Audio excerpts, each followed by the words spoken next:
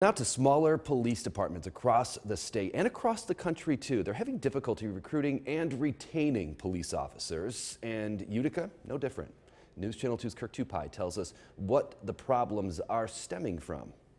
Utica police are faced with a growing problem: recruitment and retention. Utica police aren't the only ones having difficulty getting good officers to join the force, but the real challenge is keeping the officers they've already trained. Utica Police Chief Mark Williams talks about some of the reasons Utica is having problems. We're competing against the private sector. Some of them are offering jobs that we can actually work at home.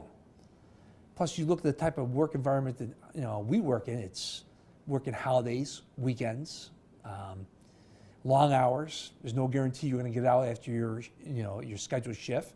Utica police officers are required to live within city limits. In fact, all candidates must sign a contract that clearly states, during an employee's time of service, no such employee shall cease to be a resident of the city.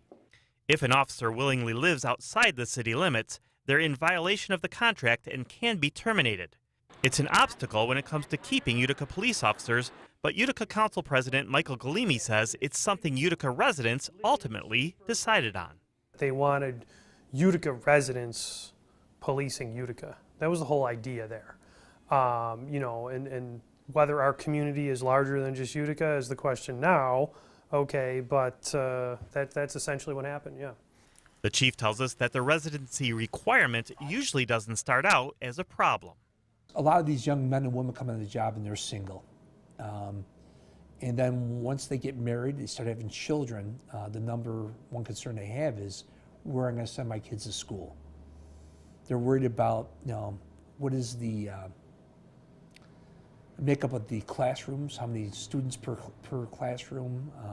They're worried about the safety of their children, being that they're police officers.